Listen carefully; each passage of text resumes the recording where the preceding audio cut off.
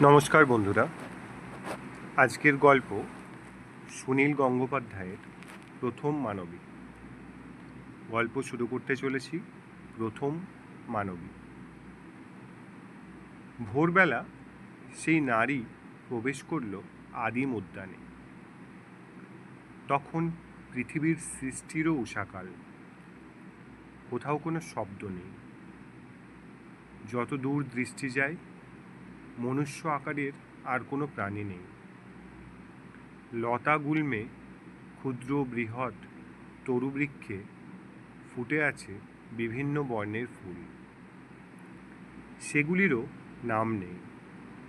কোথাও ফুল থেকে ফল ফলেছে, কোনো কোনো গাছের শাখা ফল ভারে নুয়ে পড়েছে, সেই সব ফলও নামহীন। এখানে ফুলের সৌরভে আর কোনো কটু গন্ধ মেশেনি।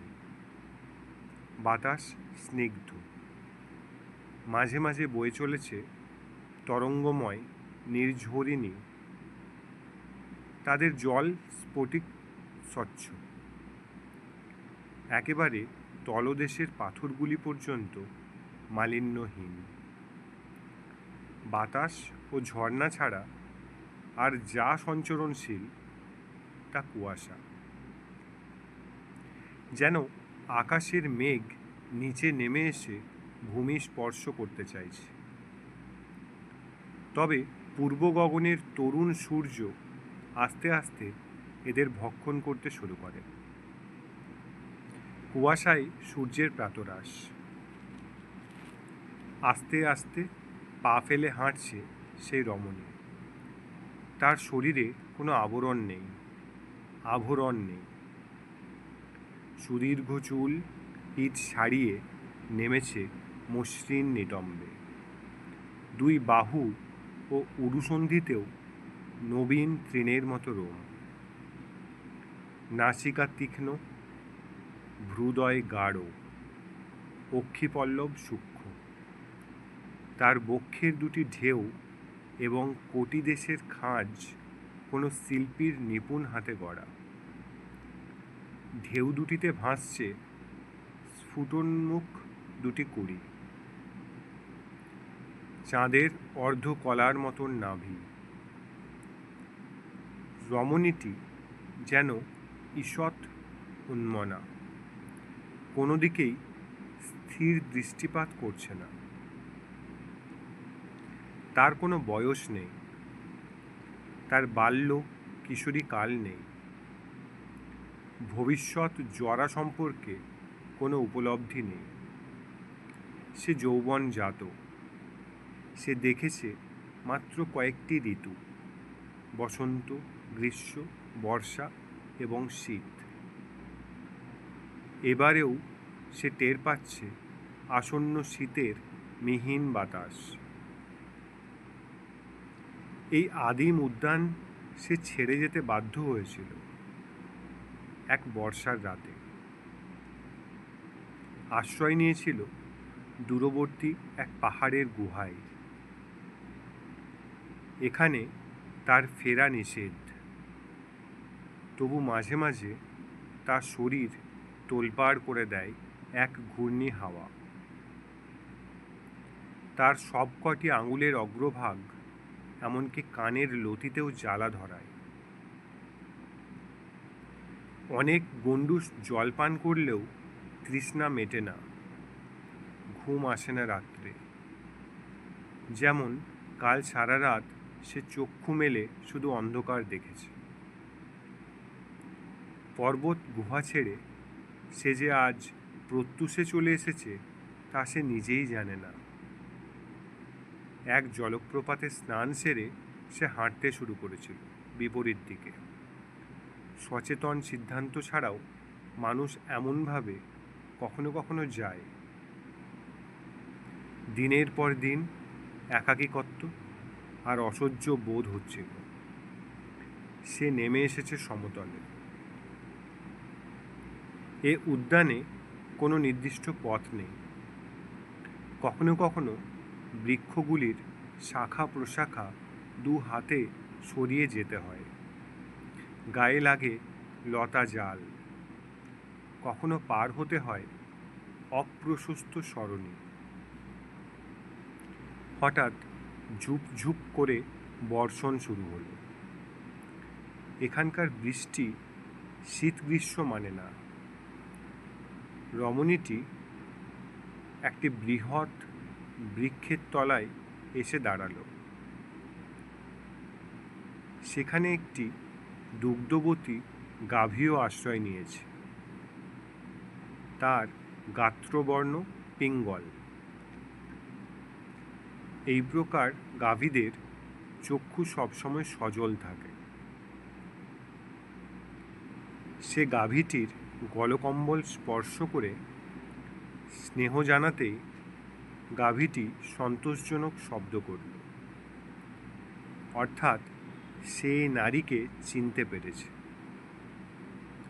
কয়েক বিন্দু দুগ্ধক্ষরণ হলো তার বাট থেকে। সে এবার অনুভব করল অনেক গাছপালাও যেন তার উপস্থিতি সম্পর্কে সচেতন। নানা রকম অদৃশ্য তরঙ্গ লাগছে তার শরীরে। সে সহাস্যে বলল, কেমন আছো তোমরা সকলে? আমি এসেছি বলে খুশি হয়েছ তো? হাসিটি সত্য, কথাগুলি অনুচ্চারিত। এখনো মনুষ্য ভাষার সৃষ্টি হয়নি। এই রমণী হাসতে পারে, সশব্দে কাঁদতে পারে, কণ্ঠ দিয়ে কখনো দু একটি সুর ধ্বনিত হয়, কিন্তু অর্থবহ কোনো শব্দ সে জানে না। ভাষা নেই, কিন্তু ভাব তো আছে। তাই অনেক কথা কয় অনেকের সঙ্গে, নিঃশব্দ, মনে মনে। তার নিঃশব্দ প্রশ্নের উত্তরে সে নানা দিক থেকে যেন তরঙ্গে তরঙ্গে ধ্বনিত হলো। অনেক দিন পর এলে, তোমাকে দেখে খুশি হয়েছি অবশ্যই। তুমি আরও সুন্দর হয়েছ। একটি গাছ থেকে একটি বর্তুল গড়নের পাকা ফল এই মুহূর্তে খসে পড়ল মাটিতে। এটাও যেন ভাষা। গাছটি স্বাগতম জানাচ্ছে তাকে। যুবতীটির মন ভার ছিল। গত রাতে তার বুক ভরা ছিল কান্নায়। এখন সে অনেক স্বচ্ছন্দ বোধ করল। বৃষ্টি থেমে গেছে। সে ফলটি তুলে নিয়ে গিয়ে বসল এক ঝর্ণার ধারে পাথরের পৈটায়। সারা আকাশ জুড়ে রামধনু ফুটে উঠেছে। সে এখন যে পাহাড়ের গুহায় থাকে, সেখান থেকে কোনো দিনই রামধনু দেখা যায় না। এখন পরিচিত রামধনুকে দেখেও সে প্রশ্ন করল, কেমন আছো? রামধনু উত্তর দিল কিনা তা বোঝা গেল না। আকাশ থেকে চোখ ফিরিয়ে সে তাকালো জলের দিকে। দেখতে পেল নিজের মুখের প্রতিবিম্ব। এই জন্যই সে বারবার জলের ধারে বসে। দিনের পর দিন নিজের মুখচ্ছবি ছাড়া সে আর কোনো মানুষকে দেখে না। নিজের সঙ্গে কথা কয়। কল্পনার ওপাশ থেকে কি যেন একটা প্রাণী সাঁতার কেটে আসছে। এদিকে আসার পর বোঝা গেল একটি সাপ। বেশ দীঘল চেহারা, চক্ষু দুটি কপালের ওপারে। জলেই অর্ধেক শরীর ডুবিয়ে সে চেয়ে রইল রমণীটির দিকে। ভয় পাওয়ার প্রশ্ন নেই। এই সাপটিকে সে এখানে আগেও কয়েকবার দেখেছে। কাছাকাছি এসে চেয়ে থাকে এক দৃষ্টিতে, কি যেন বলতে চায়, কিন্তু সাপের মনের তরঙ্গের সঙ্গে এই রমণীর মনের তরঙ্গ মেলে না। তাই সে কিছু বুঝতে পারে না। রমণীটি তাকে বলল, তুমি যাও। তবু সাপটি স্থির হয়ে রইল এক জায়গায়। রমণী তখন হাঁটতে শুরু করলো পুনরায়। ঝর্ণাটি কিছুটা নিচের দিকে নেমে গিয়ে মিশে গেছে আর একটি স্রোতস্বিনীর সঙ্গে। দূর থেকে সেই সঙ্গম স্থানটি দেখা যায়। সেখানে জঙ্ঘা পর্যন্ত জলে ডুবিয়ে দাঁড়িয়ে আছে একজন পুরুষ। এই রমণীরই মতো সেও নিপাট নগ্ন। তার শরীর অনেকটা রোমশ, দীর্ঘ কেশ, মুখমণ্ডল সুশ্রুতে প্রায় আবৃত, সুঠাম বক্ষ। পুরুষটিকে দেখা মাত্র রমণীটির আশির পদনখ শিহরিত হল। তারপর জ্বালা, তারপর উত্তাল বক্ষস্পন্দন। তার ইচ্ছে হলো তৎক্ষণাৎ ঝড়ের মতন ছুটে যেতে, ওই কঠিন বক্ষে তার কোমল বক্ষ মেলাতে। তার শরীরের প্রতিটি অণু পরমাণু ওই মানুষটির সঙ্গে লীন হতে চায়। তবু নিজেকে সংযত করল সে। এ উদ্যান তার জন্য নিষিদ্ধ। এখানে সে বিধি ভেঙে এসেছে।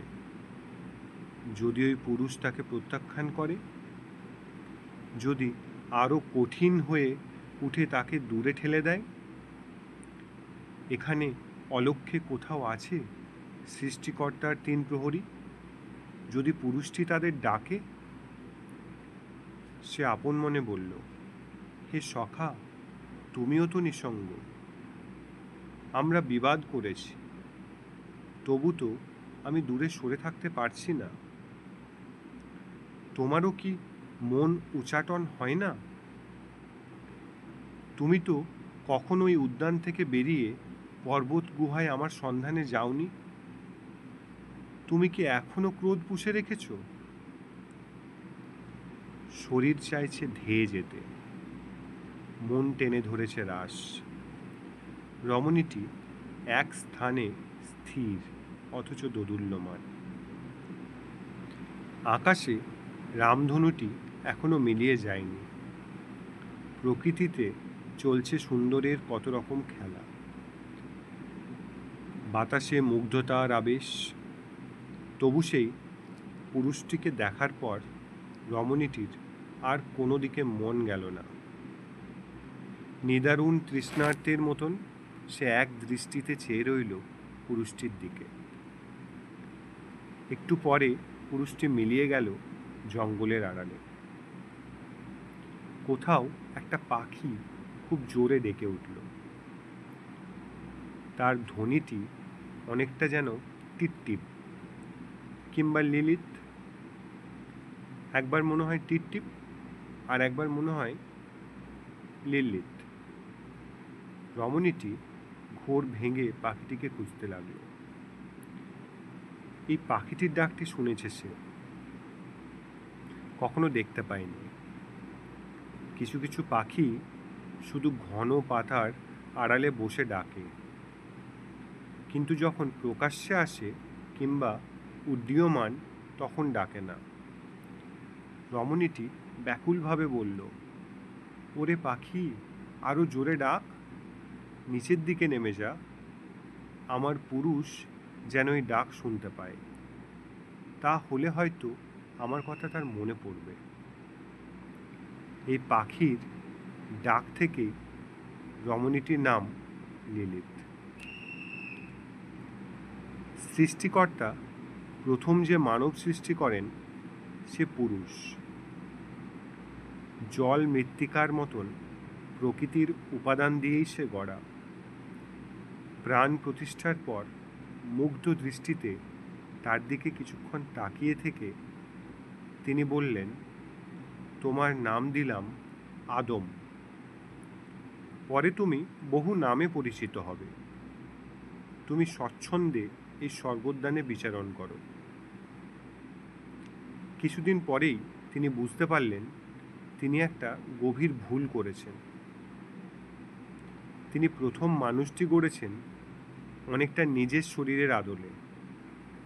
কিন্তু তিনি তো নারীও নন, তার তো এর থেকে বহু হওয়ার প্রয়োজন নেই। তিনি অদ্বিতীয়, তিনি এলোহীন, কিন্তু মানুষটিকে তিনি পুরুষ লিঙ্গ দিয়েছেন। সে অবিরাম বিপরীত লিঙ্গের একজনকে চাইবে।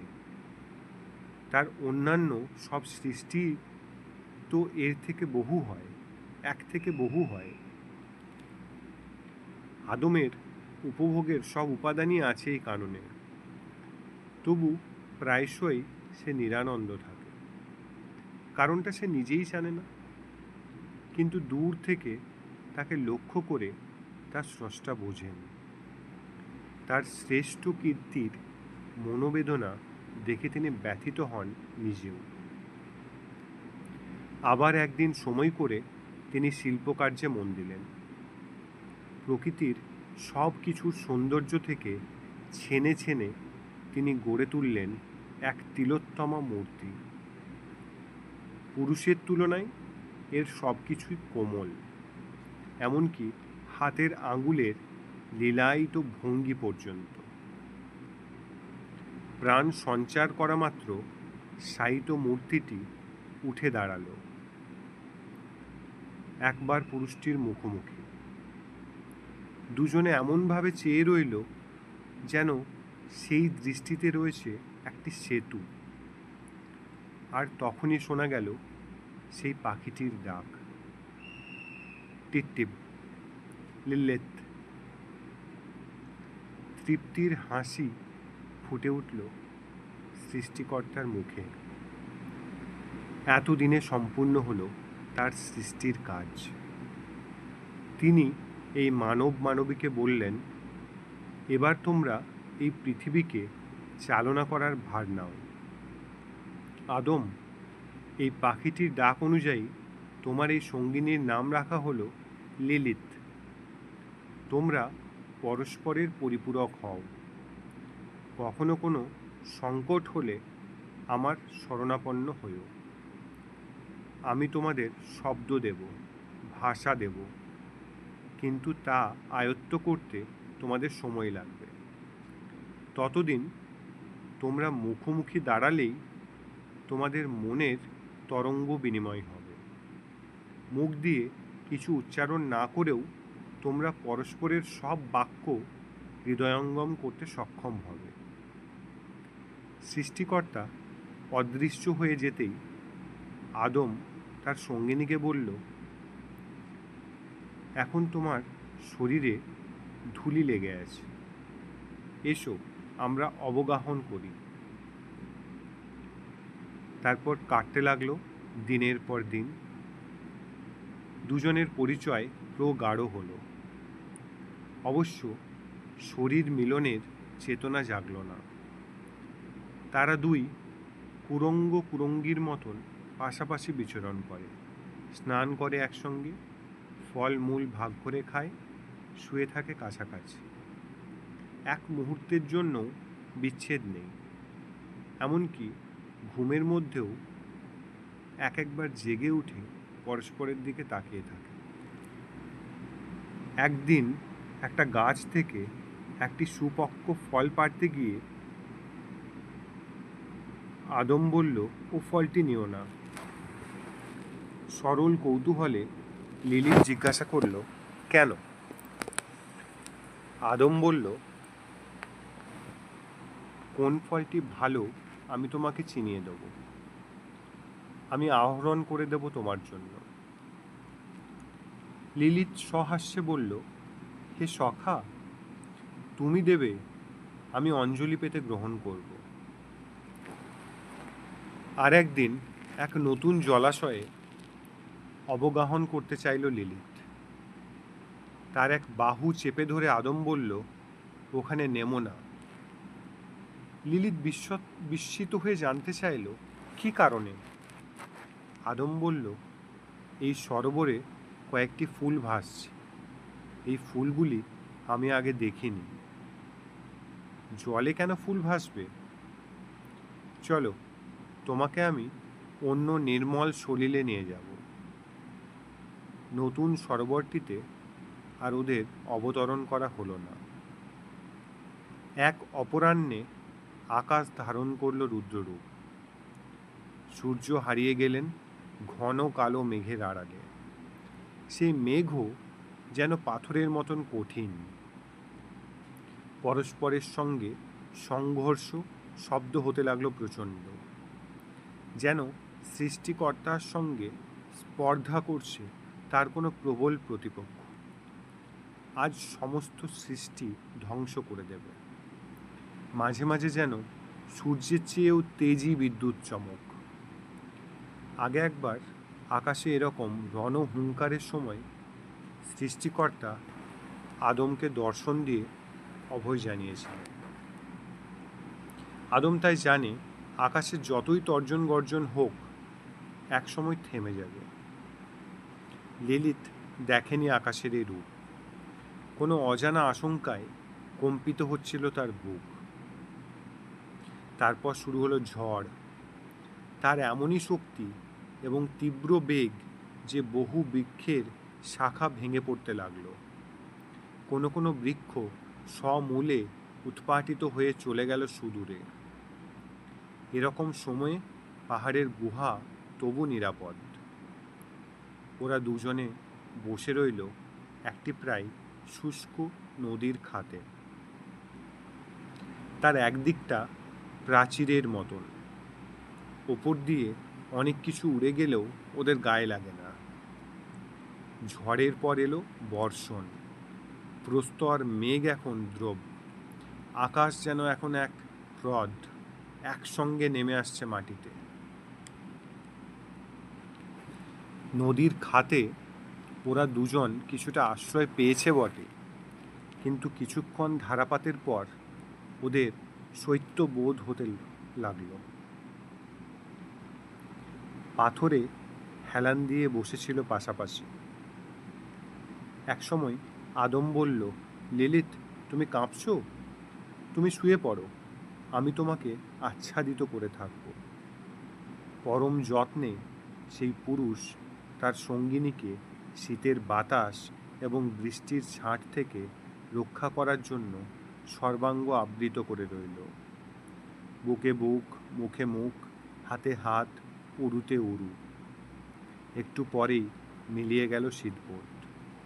এককভাবে সমস্ত নারী ও পুরুষের শরীরে শীত আশ্রয় নিতে পারে, কিন্তু দুজনে আলিঙ্গনাবদ্ধ হলে শীত পলায়ন করে। তখন সেই দুই শরীরের দখল নেয় উষ্ণতা। ওদের এই অভিজ্ঞতাই ছিল না। দুজনেই বিস্মিত হয়ে পরস্পরের নাম ডেকে উঠল, আদম, লিলিত। উষ্ণতা ক্রমশ সঞ্চারিত হতে লাগল শরীরের প্রতিটি রন্ধ্রে রন্ধ্রে।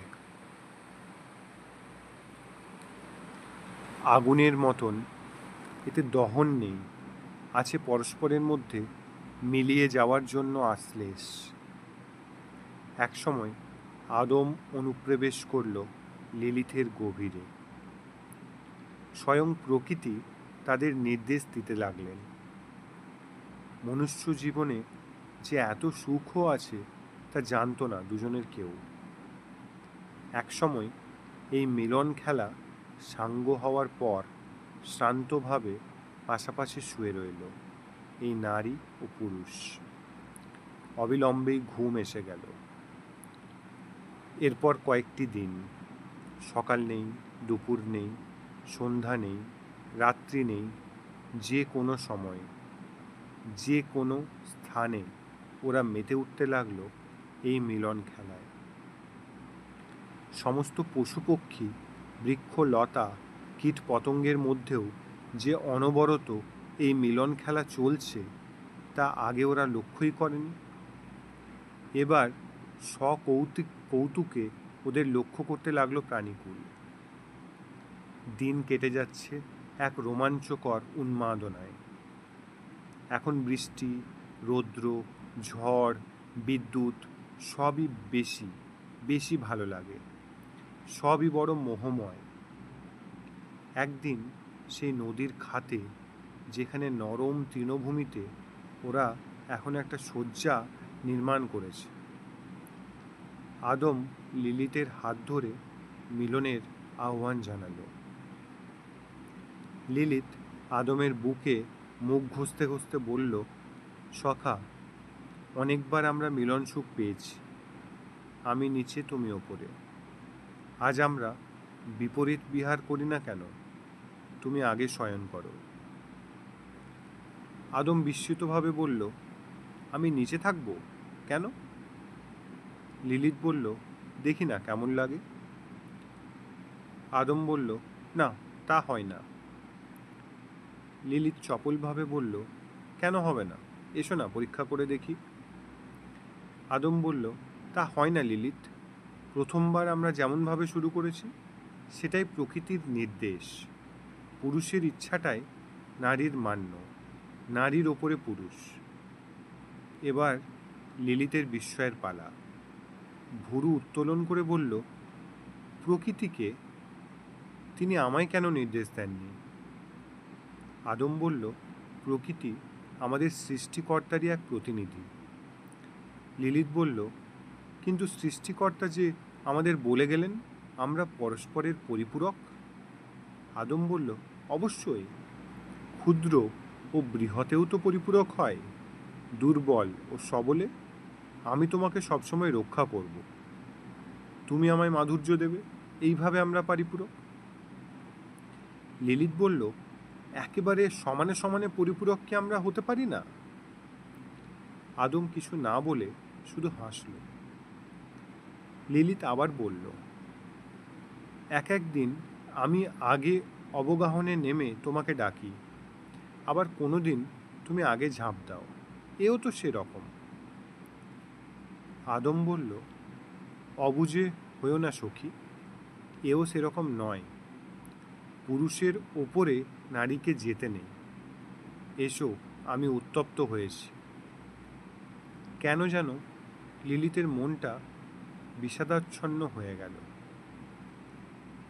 সে আদমের বক্ষে থেকেও তাপ বোধ করল না। সে উঠে গিয়ে নদীতে নামল। একা দাঁড়িয়ে রইল কটিতট নিমগ্ন জলে। পরদিন আদম আবার তাকে আহ্বান জানালো। আজও লিলিতে সেই একই শর্ত, সে ওপরে থাকবে। আদম তাকে অনেক বোঝাবার চেষ্টা করল, কিন্তু এই কোমলাঙ্গী তরুণীটি যে এমন কঠিন প্রতিজ্ঞ হতে পারে তা কল্পনাই করা যায়নি। লিলিত বলল, আমরা সারা দিনক্ষণ সব কিছু একসঙ্গে করি, তবু কেন আমরা দুজনে সমান হতে পারবো না তা বুঝিয়ে দাও। আমি লক্ষ্য করেছি, আমি কোন গাছের ফল খাবো, কোন সরোবরে স্নান করব, সে ব্যাপারেও তুমি আমাকে নির্দেশ দিতে চাও। আমার বোধ বুদ্ধি তোমার তুলনায় কিসে কম? সরোবরে ফুল ভাসলে সে সরোবর কেন অস্পৃশ্য হবে? আদম বলল, আমার কথা অনুযায়ী চললে তোমার কদাচও বিপদ হবে না। আমি তোমার সব ভার নিয়েছি, তাই তুমি সব রকম চিন্তা থেকে মুক্ত থাকতে পারো। লিলিত বলল, তোমার শরীর যেসব উপাদান দিয়ে গড়া, আমার শরীরও সেরকম। আমাদের একই রকম প্রাণ, এক জীবন, তবু কেন অসমান হবে? আমি যে বুঝতে পারছি না সখা, আমাকে বুঝিয়ে দাও। আদম বলল, তোমাকে এত কিছু চিন্তা করতে হবে না। তুমি তোমার কেসে দুটি পুষ্প গুঁজে নেবে, তাহলে তোমাকে আরো সুন্দর দেখাবে। লিলিত করুণ কণ্ঠে বলল, আমি সুন্দর হতে চাই না আদম, আমি তোমার সঙ্গে জীবনের প্রতিটি ব্যাপার সমানভাবে ভাগ করে নিতে চাই। আদম এবার ঈষৎ বিরক্তভাবে বলল, পুরুষ আর নারী কখনো সমান হতে পারে না, এটাই সৃষ্টিকর্তার নির্দেশ, তা কি অবহেলা করা যায়? লিলিত বলল, তুমি আগে একবার বলেছিলে প্রকৃতির নির্দেশ, এখন বলছো সৃষ্টিকর্তার নির্দেশ। তুমি কি করে এই নির্দেশ পাও, আমি কেন পাই না? আদম গম্ভীরভাবে বলল, চতুর্দিকে দৃষ্টিপাত করলে যে অভিজ্ঞতা হয় তা থেকেই এই নির্দেশ বোঝা যায়। সিংহ থেকে শশক পর্যন্ত যে কোনো প্রাণীদের নিরীক্ষণ করো, সব সৃষ্টির মধ্যেই পুরুষই কি প্রধান নয়? পুরুষ ওপরে, নারী নিচে। লিলিত বলল, পশু জগৎ কি জানি। সৃষ্টিকর্তা বলেছিলেন আমরা তার শ্রেষ্ঠ সৃষ্টি। আদম বলল, যদি সব ব্যাপারে সমানই হতে হবে তাহলে সৃষ্টিকর্তা পুরুষ আর নারীকে পৃথক রূপ দিয়ে সৃষ্টি করলেন কেন? আমাদের শরীরের গড়ন কি কিঞ্চিত পৃথক নয়? তুমি কি আমার তুলনায় কিঞ্চিত দুর্বল ও খর্ব নও? লিলিত বলল, তা ঠিক। হ্যাঁ, ঠিকই তো। আমি এতটা বুঝতে পারিনি। তবে আর একটা কথা জিজ্ঞাসা করব, রুষ্ট হইও না। আমাদের হৃদয়, আমাদের মস্তিষ্ক, তাও কি ছোট বড়?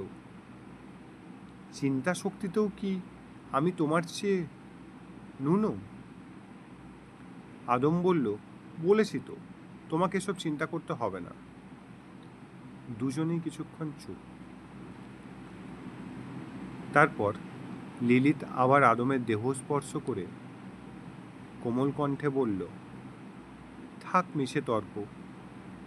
সখা, একবার অন্তত আমরা বিপরীত বিহারের পরীক্ষা করে দেখি না, যদি তাতে উপভোগ আরও বেশি হয়।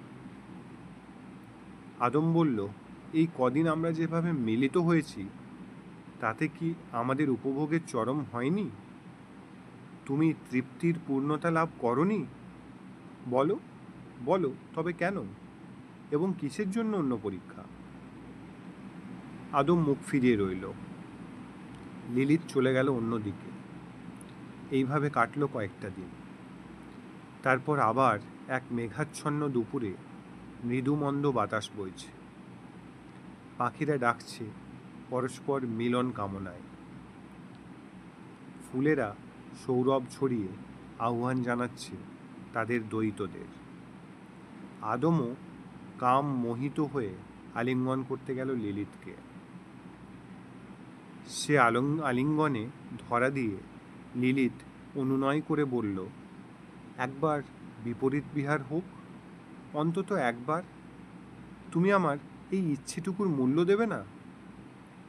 এবারে ধৈর্যচ্যুতি হলো আদমের। ক্রোধে জ্বলে উঠল সে।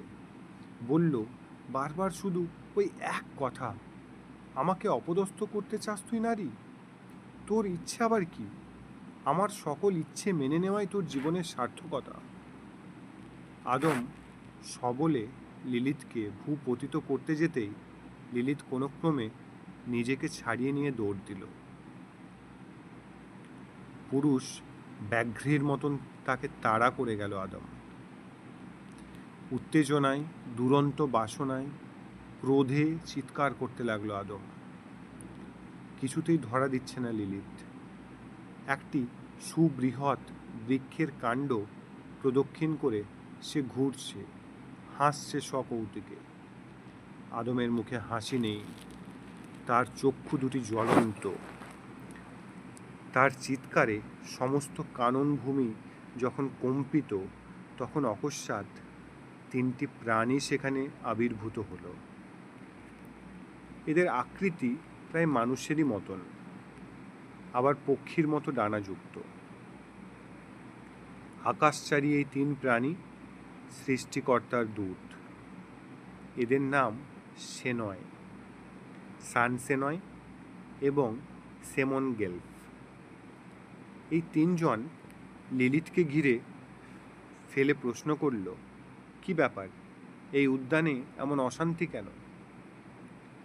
লিলিত কিছু বলার আগেই রাগে ফুঁসতে ফুঁসতে আদম বলল, এই নারী আমার অবাধ্য। আমি ওকে যেভাবে কামনা করি ও তা মেনে নিতে চায় না। ও যদি আমার কথা না শোনে তবে এমন সহচরীর প্রয়োজন নেই আমার। লিলিত এবার কিছু বলতে যেতে তাকে থামিয়ে দিয়ে ওদের একজন বলল, এ কি মতিভ্রম তোমার নারী? সবসময় পুরুষের প্রীতি অর্জন করতে পারলেই তো তুমি সুখী হবে। অবদ্ধপনাতে শুধু অশান্তি। লিলিত বলল, আমার একটি কথা শুনুন। অন্য একজন বলল, শোনার তো কিছু নেই, তুমি এই পুরুষটির অনুগমন করো। তৃতীয় জন কৌতুক হাস্যে বলল, নারী পুরুষের এরকম ক্ষুদ্র কলহ তো মাঝে মধ্যে হতেই পারে। সৃষ্টিকর্তা অন্য পশু প্রাণীদের এই বোধ দেননি, শুধু মানুষকেই দিয়েছেন। তার নাম মান অভিমান। এই মান অভিমানও মিলন খেলার অঙ্গ। যাও নারী, আমরা অন্তর্হিত হচ্ছি, তোমরা মান ভেঙে উপগত হও। লিলিত এবার অস্থির হয়ে বলল, আমার কথাটা শুনতেই হবে। পুরুষ যে বলল ওর অবাধ্য হলে আমার মতন সহচরীও চাই না, তাহলে আমিও কি বলতে পারি না ও আমার অবাধ্য হলে আমিও ওর মতো সহচর চাই না? তৃতীয়জন হাসতে হাসতেই বলল, ওসব তো কথার কথা। প্রথমজন কিন্তু কঠোরভাবেই বলল, সহচর নির্বাচনের অধিকার তোমার নেই নারী, তুমি পূর্ব নির্দিষ্ট। পুরুষের প্রয়োজনেই তোমাকে সৃষ্টি করা হয়েছে, এটা সবসময় মনে রাখবে। এইসব কথার মধ্যে আদম এসে লিলিতের এক বাহু ধরে হ্যাঁচকা টান দিল। অন্য তিনজনও তাকে ঠেলে দিতে লাগলো পুরুষটির দিকে। পাশবদ্ধ হরিণীর মতন ছট ফুটিয়ে লিলিত বলতে লাগলো, না না, আমাকে পাবে না, আমার ইচ্ছার বিরুদ্ধে শরীর পাবে না, কিছুতেই না, না না। এরপর যা কাণ্ড হতে লাগলো তাতে আর যাই হোক, মিলন খেলা কিছুতেই সম্ভব নয়। বল প্রয়োগে নারীকে পরাস্ত করা যায়, কিন্তু তার কাছ থেকে মাধুর্য আদায় করা যায় না। একসময় অন্য তিনজনও রুষ্ট হয়ে উঠল।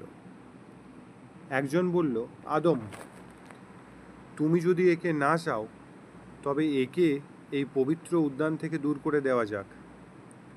আদম বলল, আমি আর ওর মুখ দর্শনও করতে চাই না, আমি নিঃসঙ্গ থাকবো, সেও ভালো। সকলে মিলে টানতে টানতে অনেক দূর নিয়ে গিয়ে লিলিতকে কাননের বাইরে নিক্ষেপ করল। সে জায়গাটি ঢালু হয়ে নেমে গেছে নিচের দিকে। সেখান থেকে গড়াতে গড়াতে সে গিয়ে পড়ল পাহাড়ের সানু দেশে এক নদীতে। ভাসতে লাগলো অচেতন হয়ে, তবু তার প্রাণ গেল না। তারপর থেকে সে আশ্রয় নিয়েছে এক গিরি গুহায়। এ পাহাড়েও কিছু গাছপালা আছে, তেমন বৈচিত্র্য নেই বটে, তবে ক্ষুণ্ণিবৃত্তির জন্য যথেষ্ট ফল পাওয়া যায়। প্রথম কয়েকটা দিন কেটেছিল শুধু কান্নায়। সে বুঝতেই পারে না তার কি দোষ হয়েছিল। সে শুধু আদমের সঙ্গে সব ব্যাপারে সমান হতে চেয়েছিল। সে অধিকার তাকে কেন দেওয়া হবে না? সে তো অতিরিক্ত কিছু দাবি করেনি।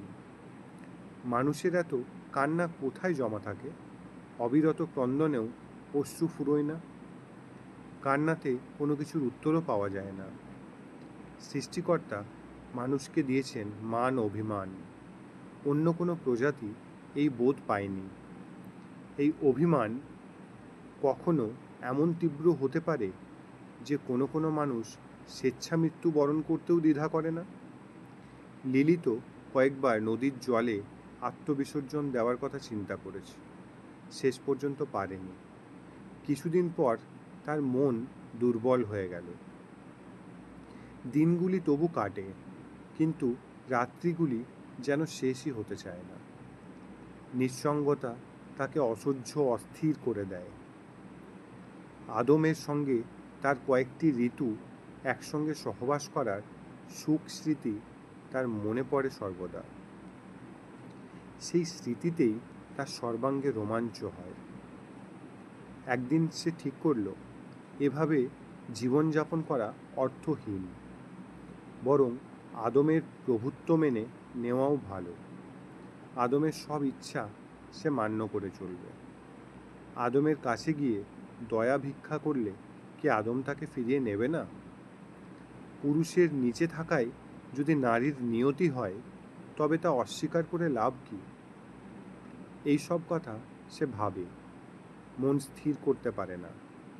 ফিরে যাওয়ার মতন মনোবলও আসে না। এরই মধ্যে এক প্রভাতে সৃষ্টিকর্তার সেই 3 দূত এসে উপস্থিত হলো তার সামনে। প্রথম জন সেনয় বলল, তোমাকে নির্বাসন দণ্ড দেওয়া হয়েছিল, সেই দণ্ড প্রত্যাহার করা যেতে পারে তুমি যদি পূর্ব শর্তগুলি মেনে নাও। দ্বিতীয় জন শান সেনয় বলল, তুমি আর চাপল্য দেখিয়ে পুরুষের সমান হতে চেও না, তোমার আরও সুখের দিন আসন্ন, আদমের অনুগত হয়ে তুমি থাকবে সেই পবিত্র কাননে। তৃতীয় জন সেমন গেলফ কিছুটা কৌতুকের সুরে বলল, দেখো, কালে কালে পুরুষ নিজেই তোমার অনুগত হতে চাইবে, তুমি মুখে কিছু বলো না। লিলিত তো সব শর্ত মেনে নিতে রাজি। এক মুহূর্ত বিলম্ব না করে সে ফিরে যেতে চায় এই কন্দর ছেড়ে। শুধু তার একটি আশঙ্কা আছে। সে নত নেত্রে কম্পিত কণ্ঠে জিজ্ঞাসা করল, আদম বলেছিল সে আমার মতন সহচরী চায় না, এমনকি সে আমার মুখ দর্শনও করতে চায় না। তার ক্রোধ কি প্রশমিত হয়েছে? সে কি আমাকে পুনঃগ্রহণ করতে রাজি আছে? প্রথম জন বলল, আমরা বুঝিয়ে বললে সে অবশ্যই রাজি হবে, কারণ এখন তোমার গর্ভে তার সন্তান। সন্তান? সে আবার কি বস্তু? তবে কয়েকদিন ধরে লিলিত অনুভব করেছে বটে যে তার নিম্ন উদরটি কিছুটা স্ফীত হয়েছে। মাঝে মাঝে উদরের গভীরে কি যেন নড়াচড়া করে। আহত অভিমানে লিলিত বলল, আমার জন্য সে ব্যাকুল হয়নি। আমার গর্ভে কিছু একটা এসেছে বলেই সে আমাকে গ্রহণ করতে চায়। দ্বিতীয় দূত বলল, শোনো নারী, তোমার মধ্য দিয়ে পুরুষ তার বংশবিস্তার করবে বলে তোমাকে সৃষ্টি করা হয়েছে, নইলে আদমের সঙ্গী হিসেবে তো আর একটি পুরুষকেই নির্মাণ করা যেত। সৃষ্টিকর্তা তো নিজ হাতে বারবার মানব সৃষ্টি করতে পারেন না, সে ভার দেওয়া হয়েছে পুরুষকে। তুমি হবে ভবিষ্যৎ মানবদের গর্ভধারিণী। লিলিত বলল, আমি ধারণ করব, বেশ, কিন্তু কখন, কোন ঋতুতে আমার শরীর গ্রহণক্ষম হবে তা আমি ঠিক করতে পারবো না, আমারই তো শরীর। প্রথম দূত বলল, শরীর তোমার, তুমি আধার মাত্র, তোমার ইচ্ছা অনিচ্ছার কোনো প্রশ্নই উঠতে পারে না। আবার দপ করে জ্বলে উঠল লিলিতের তেজ। সে বলল, আমার বাসনার কোনো মূল্য দেওয়া হবে না, আমি চাই না অমন মিলন। আদমকে গিয়ে বলুন, আদম নিজে এসে যদি আমাকে যাচজ্ঞা করে তবেই আমি ফিরে যাব, নইলে আমার গিরিকন্দরই ভালো। এরপর কিছুক্ষণ ধরে 3 জন দূত নরম ও গরম ভাষায় লিলিতকে বোঝাবার চেষ্টা করল, কিন্তু অনড় হয়ে রইল লিলিতের জেদ। আদম নিজে এসে তার মিলন ভিক্ষা না করলে সে এখান থেকে এক পাও নড়বে না। তখন প্রথম দূত আঙুল তুলে অভিশাপ দিল, তবে থাক তুই এখানে চিরনির্বাসিতা হয়ে, তোর গর্ভের সন্তানকে আমি ধ্বংস করে দিচ্ছি। পুরুষের বীর্যে আর তোর অধিকার রইল না, তুই আর কোনোদিনও সন্তান পাবি না। সেই অভিশাপে প্রায় দগ্ধ হয়ে ভূপতিত হয়ে রইল লিলিত। গর্ভনষ্টে অসুস্থ হয়ে রইল দিনের পর দিন। তবু তার অদম্য প্রাণশক্তি, তার মৃত্যু হলো না। আবার শরীরের বল ও রূপ ফিরে পেয়ে সে সিদ্ধান্ত নিল আর তার সঙ্গীর প্রয়োজন নেই। সে পশু পাখি, বৃক্ষ, লতাপাতার সঙ্গেই বন্ধুত্ব করে নেবে। যদি আকাশকে আপন করে নেওয়া যায় তাহলে আর কোথায় শূন্যতা থাকে না। তবু মন যে মানতে চায় না। এক এক সময় বড় বেশি উতলা হয়ে ওঠে। জল যেমন জলের দিকে চায়, তেমনি শরীর পেতে চায় আর একটা শরীর। রতি অতৃপ্তির জন্য দীর্ঘ নিঃশ্বাস পড়ে। এইভাবে আরও 2টি ঋতু পার করে দেওয়ার পর আজ সে আর নিজেকে সংযত রাখতে পারেনি। সারা রাত নিদ্রাহীনভাবে সে শুধু আদমের কথাই চিন্তা করেছে। সমস্ত শরীর মন আকুল হয়ে আছে সেই পুরুষটির জন্য। তাই ভোরের আলো ফোটার আগেই দীর্ঘ পথ পার হয়ে সে গোপনে প্রবেশ করেছে আদিম কাননে। সে শুধু একবার মাত্র আদমকে প্রশ্ন করবে, সখা, তুমি সত্যি আমাকে আর চাও না? তুমি আমাকে ঘৃণা করো? যদি তাই হয় তাহলে আমি আর কখনো তোমার সম্মুখে আসব না। তোমাকে আর আমার মুখ দর্শন করতে হবে না। আমি চির বিদায় নেব। আমাদের সেই মধুর দিনগুলি তোমার কাছে তুচ্ছ হয়ে গেছে। দূর থেকে একবার আদমকে দেখেও লিলিত তার নিকটে যেতে সাহস পেল না।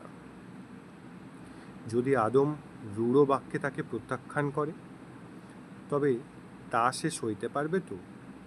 বরং দূর থেকে যতক্ষণ পারা যায় আদমের জীবনযাত্রা লক্ষ্য করা ভালো।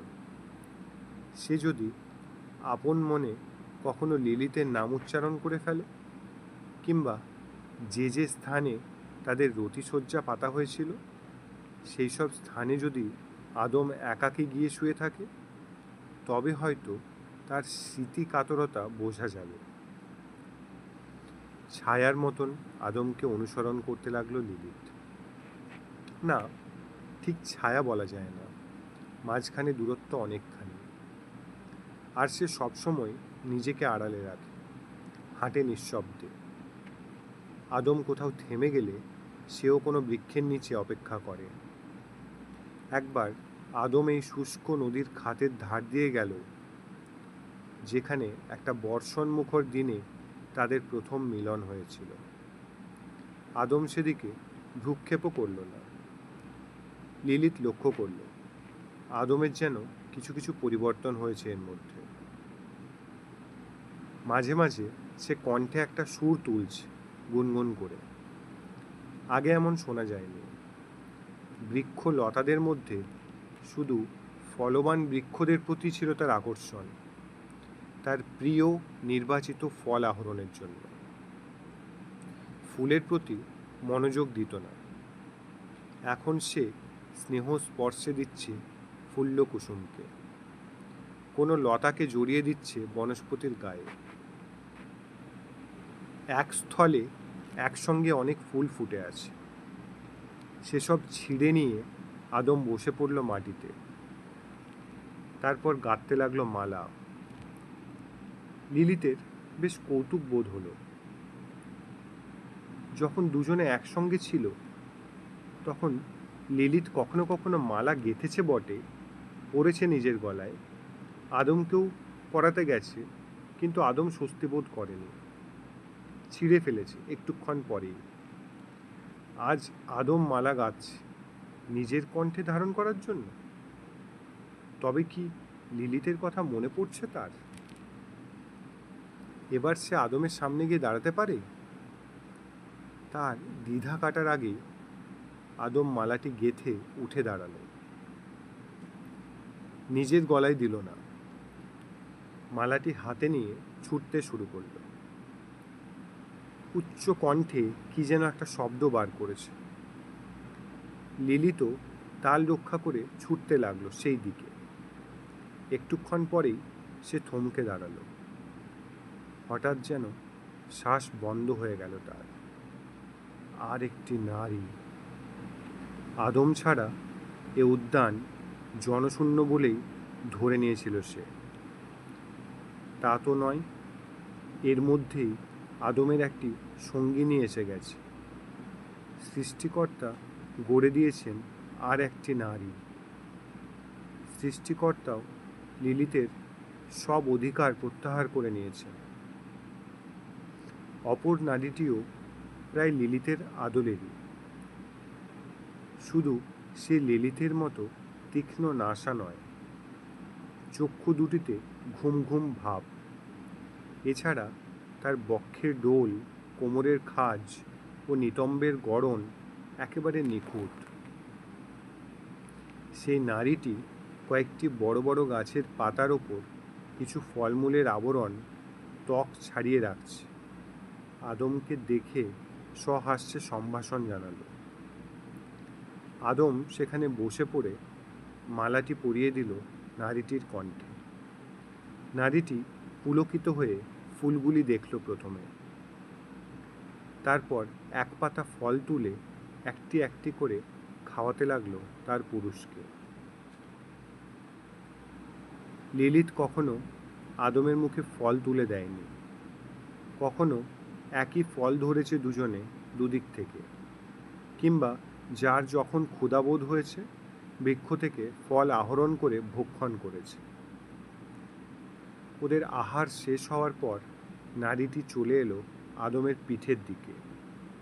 সে ঘর্মাক্ত প্রশস্ত পৃষ্ঠদেশে হস্ত সঞ্চালন করতে লাগলো। সে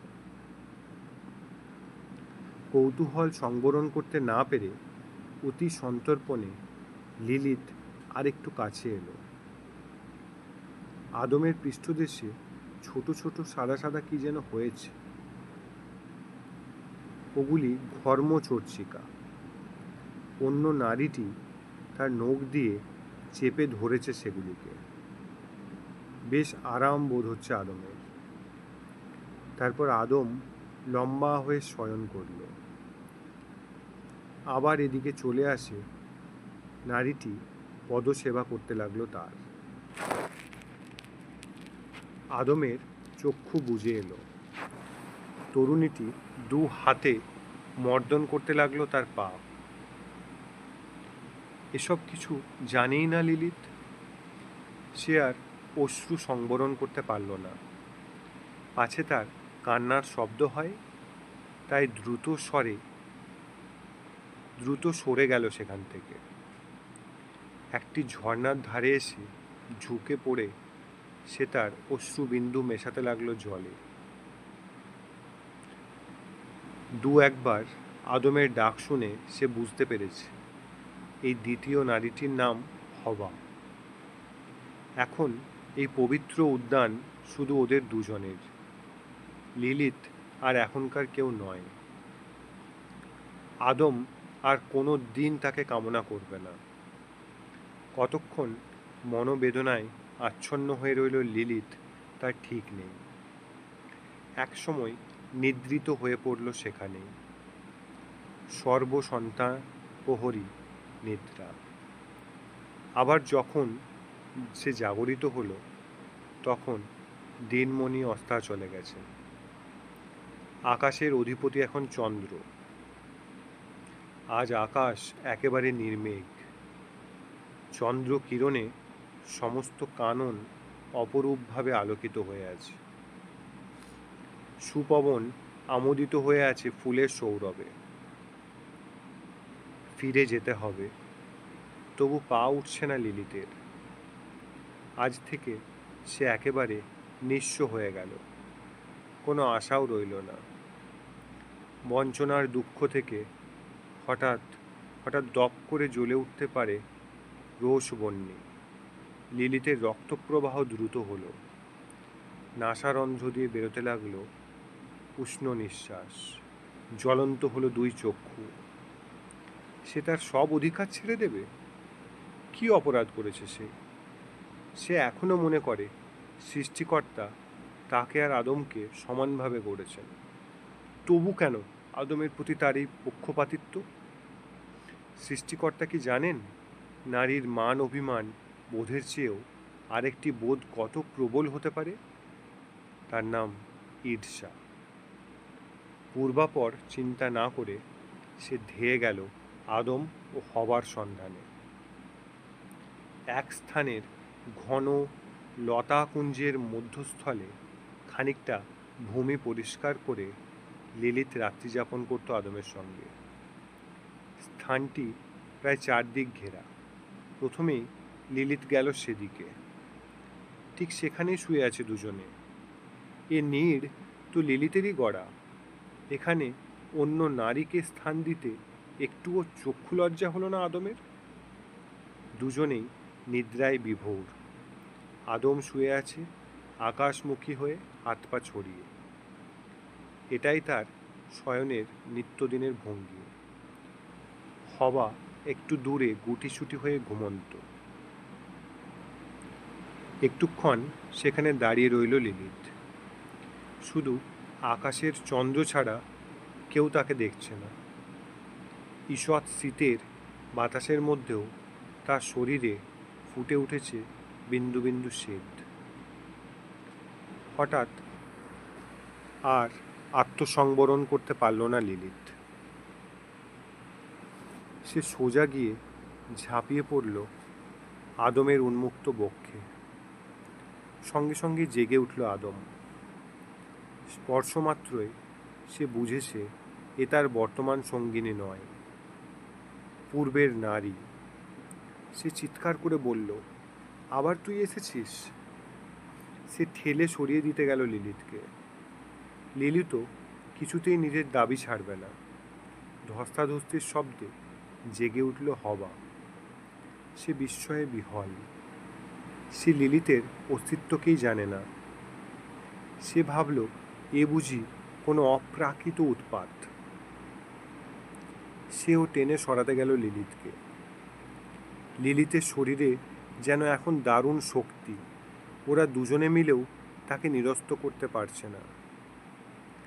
অচিরে হাজির হলো সৃষ্টিকর্তার সেই 3 দূত। এবারে লিলিতের চুলের মুঠি ধরে দাঁড় করিয়ে দিল তারা। আর শুধু ভৎসনা বা কটুবাক্য নয়, নির্মমভাবে প্রহার করতে করতে নিয়ে চলল এই নারীকে। রক্তাক্ত হয়ে গেল লিলিতের সর্বাঙ্গ। এক ঘৃণ্য প্রাণীর মতো কানন প্রান্তে তাকে ছুড়ে দিয়ে সেই দূতত্রয় বলল, এই শেষবার, আবার এখানে এলে তোর মৃত্যুদণ্ড অনিবার্য। অত প্রহার সত্ত্বেও লিলিত ভয় পায়নি, তার ক্রোধও কমেনি। প্রতিশোধ স্পৃহায় তার রক্ত এখনও ফুটন্ত। গুহার দিকে যেতে যেতে সে একটি বৃক্ষের নিচে একটি বিচিত্র প্রাণীকে দেখতে পেল। সেই স্থূলকায় সাপটি, খোলস এখনও লেগে আছে। তার থেকে বেরিয়ে এসেছে একটি প্রায় মানুষকৃতি মুখ। তার মস্তকে 2টি ছোট শৃঙ্গ। মনুষ্য ভাষায় সে বলল, দাঁড়াও লিলিত, তুমি আমাকে চিনতে পারোনি? তোমার সৃষ্টিকর্তার চেয়ে আমি কিছু কম শক্তিশালী নই। আমার নাম ইবলিশ। তুমি আমার সঙ্গিনী হও। আমরা দুজনে মিলে তোমার সৃষ্টিকর্তার এই অবিচারের প্রতিশোধ নেব। লিলিত তার সৃষ্টিকর্তাকে দেখেছে। সে ছিল আদমের মতন সুপুরুষের মিলন সঙ্গিনী। সে এখন এই কদাকার প্রাণীটির সঙ্গিনী হবে? তার ঘৃণা বোধ হলো। প্রতিশোধ নিতে হলে সে একাই নেবে। সে সদর্পে বলল, তুমি দূর হও। লিলিত ফিরে চলল তার গুহার দিকে। সে ঠিক করেছে সে আর কখনো কাঁদবে না। আহত বাঘিনীর মতো সে চাটতে লাগলো নিজের শরীরের ক্ষতস্থানগুলি। সে রাত্রে বিস্ময় ও ভয়ে বড় বেশি আপ্লুত হয়ে পড়েছিল হবা। আদম অনেকক্ষণ ধরে নানা রকম সান্ত্বনা বাক্যে তাকে আশ্বস্ত করতে সমর্থ হলো। প্রকৃতির উপাদান নয়, হবাকে গড়া হয়েছে আদমেরই একটি পঞ্জর দিয়ে। তাই সে আদমের সঙ্গে একাত্ম। সে সবসময় আদমের কথা মান্য করে। আদম বারবার বলে, ওই হিংস্র রমণীটি আর কখনো আসবে না। সৃষ্টিকর্তার দূতরা নজর রাখবেন। ওই রমণী আবার এই কাননে পদপাত করলেই মৃত্যুমুখে পতিত হবে। তুমি আর চিন্তা করো না হবা, সব চিন্তার ভার আমার।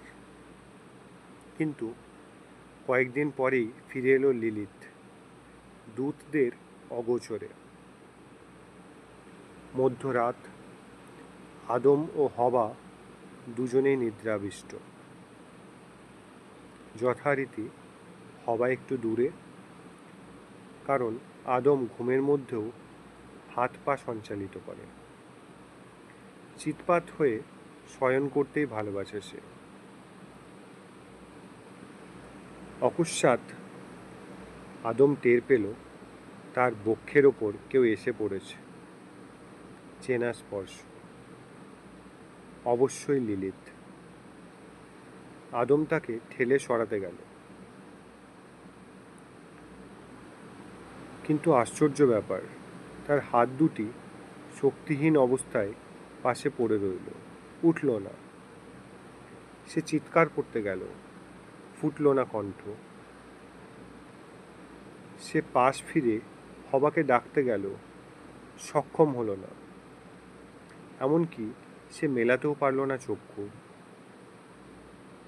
সে নিচে, ওপরে লিলিত তার সর্বাঙ্গ জুড়ে আছে, তাকে নিজের গভীরে নিতে চাইছে। তার দুই রম্ভারু দিয়ে চলছে প্রবল চাপ। বাধা দেওয়ার সব শক্তি চলে গেল আদমের। আবেশ ছড়িয়ে পড়ল দেহ জুড়ে। তার রেতপাত হয়ে গেল একসময়। তারপরই ধর্মর করে উঠে বসল আদম। কোথায় লিলিত? সে তো নেই। সম্পূর্ণ নিস্তব্ধ রাত। ভূমিতে খসে পড়া শুষ্ক পত্ররাজিতেও কোনো পদশব্দ শোনা যাচ্ছে না। হবাও জাগেনি, নিশ্চিন্তে নিদ্রিত। তবে কি লিলিত হানা দিয়েছিল শুধু স্বপ্নে? কিন্তু সে বীর্য হরণ করেছে, তা স্বপ্ন নয়, সত্য। হবাকে কিছুই বলল না আদম। বিমূঢ় হয়ে বসে রইল কিছুক্ষণ। তারপর কেটে গেল বহু ঋতু ও যুগ। অনেক পুত্রকন্যার জন্ম দিল দুজনে। তাদেরও সন্তান সন্ততি হলো। বৃদ্ধ হয়ে পিতামহ পিতামহী হিসেবে সুখ ভোগ করে একসময় আদম ও হবা বরণ করল মৃত্যু। লিলিত কিন্তু রয়ে গেল, অতৃপ্ত, বঞ্চিত, অপূর্ণ। রতির ক্ষোভ নিয়ে সে বেঁচে রইল যুগের পর যুগ। তার নশ্বর শরীর অদৃশ্য হয়ে গেল বটে, তবু সে দেখা দেয় যুবা পুরুষদের স্বপ্নে। আজকের গল্প এখানেই শেষ। গল্প ভালো লেগে থাকলে লাইক অ্যান্ড শেয়ার অবশ্যই করবেন। Thank you so much.